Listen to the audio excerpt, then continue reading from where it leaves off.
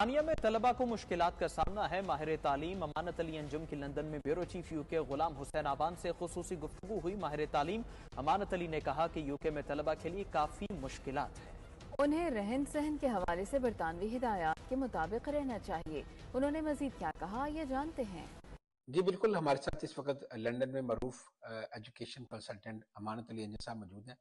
ان سے پوچھا کہ برطانیہ کے اندر اس وقت بھی بڑی تعداد کے اندر میں کہوں گا کہ انٹرنیشنل اسٹوڈنٹ کی آمد ہو رہی ہے، اور ساؤتھ ایشیا سے اسپیشلی کافی بڑی تعداد کے اندر اسٹوڈنٹس آ رہے ہیں، اور جیسے جیسے اسٹوڈنٹ یہاں پر آ رہے ہیں تو ان کی ہم دیکھ رہے ہیں کہ یہاں پر مشکلات بھی کافی زیادہ ہیں ان کو۔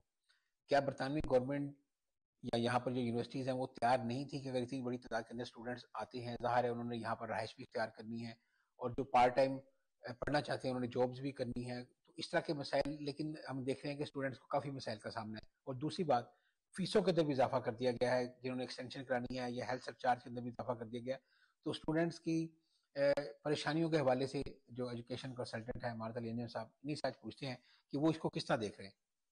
جی بالکل، اس میں کوئی شک نہیں کہ اس وقت جو بھی اسٹوڈنٹس یو کے میں آ رہے ہیں وہ بہت پرابلمس کا سامنا کر رہے ہیں۔ یو کے میں اکوموڈیشن کا ان کے لیے بہت بڑا مسئلہ ہے۔ جب وہ ڈفرینٹ کنسلٹنٹ کے تھرو آتے ہیں تو ان کو یہ چاہیے کہ وہ برٹش کونسل کی جو ہدایات ہیں اور جو یونیورسٹیز کی ہدایات ہیں ان کو سمجھنے کی کوشش کریں، اور پھر اپنے بجٹ کو دیکھیں کہ ان کو کم از کم یو کے میں کوئی 8-10 ہزار پاؤنڈ جو ہے وہ اینولی رہنے کے لیے، کھانے پینے کے لیے چاہیے ہوتا ہے۔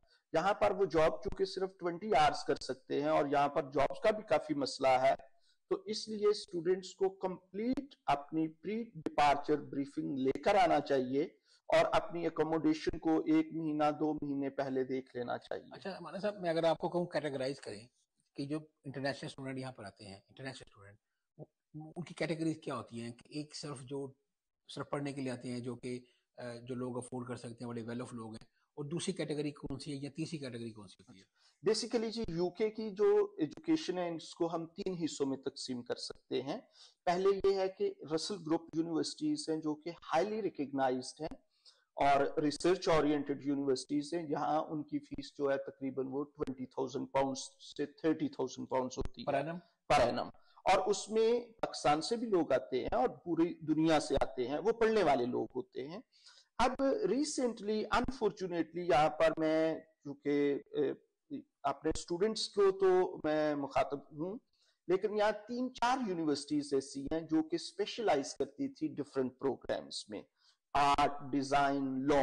انہوں نے کیا کیا ہے کہ وہ سارے M S C international business, M S C H R اور اس طرح کے پروگرام انہوں نے سٹارٹ کر دیے، 1 سال کا پروگرام۔ جب لوگ اس 1 سال کے پروگرام میں آتے ہیں تو اس کا کوئی فیوچر نہیں ہوتا، وہ صرف امیگریشن پرپسز کے لیے آتے ہیں۔ یہ سیکنڈ یونیورسٹیز ہیں۔ یہاں پر جب وہ لوگ آتے ہیں تو نہ ان کے لیے کوئی پڑھنے کے لیے کوئی فیوچر اتنا ان کا روشن ہوتا ہے۔ 1 سال پڑھتے ہیں، فرض کر لیں وہ یونیورسٹی بڑی ہی اچھی تھی آرٹ اینڈ ڈیزائن میں یا لا میں، تو اگر آپ لا کے لیے آ رہے ہیں، آرٹ اینڈ ڈیزائن کے لیے آ رہے ہیں، یا کسی اور پروگرام کے لیے آ رہے ہیں، وہ تو آپ کے لیے فیوچر اورینٹڈ ہو سکتا ہے۔ لیکن جب آپ نے کچھ بھی کیا ہوا ہے، ایم ایس سی، آپ نے لیٹس سپوز ایم اے آپ نے انگلش کیا ہوا ہے، یا آپ نے اسلامک اسٹڈیز میں کیا ہوا ہے، اور جب آپ یہاں پر 1 سال کا ایم ایس سی یا ایم اے انٹرنیشنل بزنس پروگرام کرتے ہیں تو آپ کا فیوچر کچھ نہیں ہوتا۔